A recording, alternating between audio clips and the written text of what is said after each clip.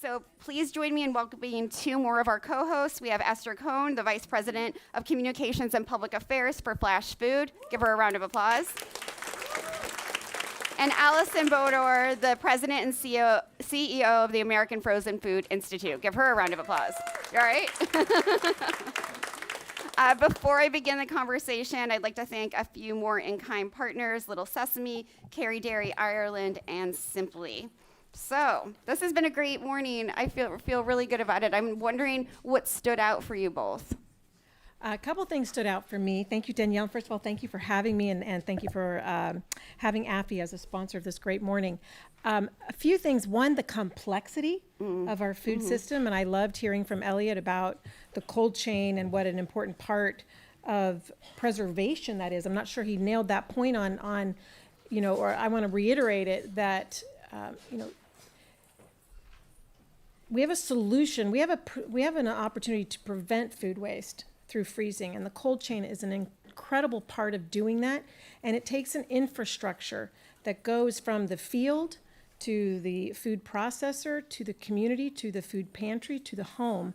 And it's a really, it's an important part of what we do throughout the food system, but it's everyone playing a part in it. And the other thing that I heard that I wanted to talk about was portion control, portion sizes, really not even control, portion sizes.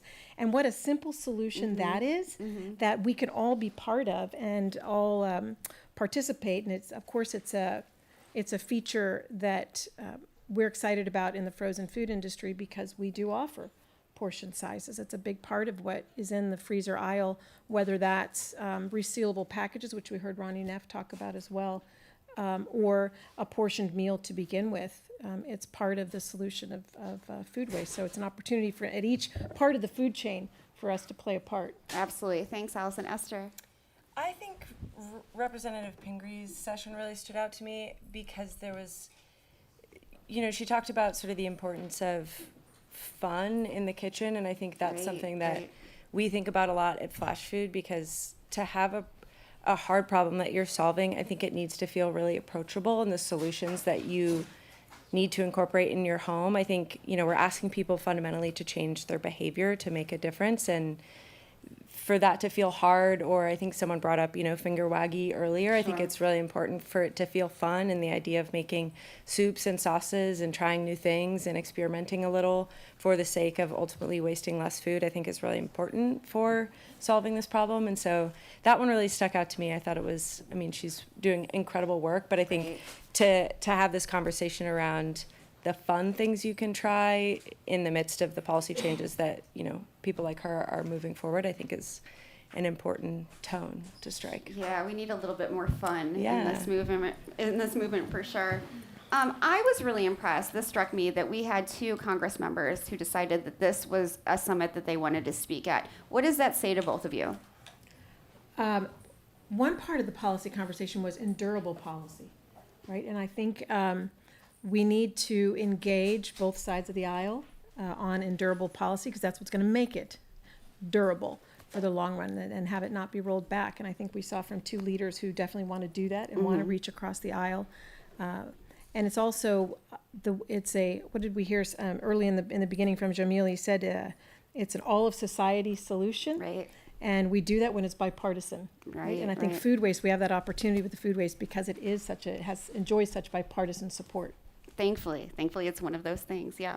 Esther? Yeah, I would totally agree with that. I think that bipartisan support is incredibly important. And I think, Rare brought this up earlier, that there's a lot of different cases and arguments to be made for food waste reduction. And I think having different, folks serving in elected positions talking about those various arguments based on who they're speaking with, right? It can change audience to audience. And there's folks on the MAHA side of things that would push because of the nutrition. Why let all this nutrition go to waste? There's folks on the agriculture side. Why let the resources and the farm work go to waste? And then there's the economic piece, which, consumers are really receptive to right now. Sure. Do you both feel a responsibility to continue, sort of pushing the bipartisanship of preventing food waste, especially right now with this administration? I think it's a real opportunity for our food industry and for the conversation on the Hill. I think there is more bipartisan work on the Hill than we often see from our living rooms on TV. There is work going on, and this is an important area and an opportunity for us to continue that. At Flashfood, I think, we're an economically viable business, and I think our existence proves that food waste is actually an economical viable solution to go after. And so our responsibility is to be successful and to grow and scale our business to make, put the solution out in the world and have it solve a real problem. So in that sense, we're sort of policy agnostic, but I do think, we benefit from it being something that 90% of people agree with solving. And so to that extent, we want to keep that tone alive. Right. But I think, we're just going to keep doing our thing and scaling our business. And ultimately, the policy, I don't think, has a huge impact on us. But that being said, we, applaud all steps in the right direction. Sure, absolutely. We've talked a lot about the private sector, and there's a huge responsibility there for the private sector. Do you feel like other companies, and are learning from, the Institute or learning from Flashfood, do you get that kind of camaraderie, people coming to you for advice who work in other businesses? I think so, for sure. I mean, I think events like this prove that out. It's really fun hearing about progress that folks are making. There was a lot of winnow talk and the panel. There's a lot of winnow talk, and good for them. I just, we're all tackling this problem from different spaces, and I think hearing what makes one solution successful, or grabbing on my side of the world, a point of messaging that really lands, I think it doesn't hurt anybody, for sure. That's great. Allison? Yeah, I would add for our organization, for the American Frozen Food Institute, and for our members, sustainability is one of our core pillars, and that really lies with reducing food waste. And we think we offer such an amazing opportunity and an amazing solution. 83% of households purchase frozen and understand, 99% of households purchase frozen, but 83% understand that frozen food is a food waste solution for them in the home.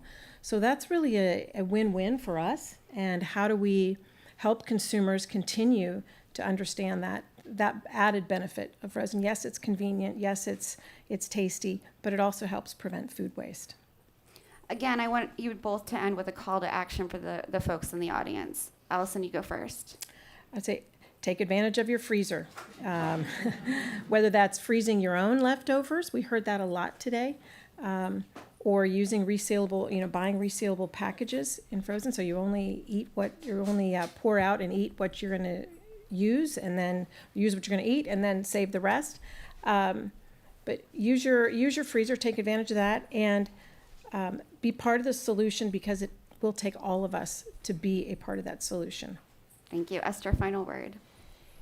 Embrace trying something new in the kitchen. Make some stocks, make some banana bread with those overripe bananas.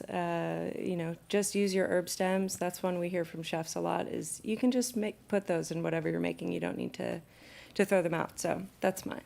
Preventing food waste makes us creative, and that's what I like about it. Absolutely. Thank you both so much. Thanks for this partnership. It's been so great to work with all of you. Please give them a round of applause.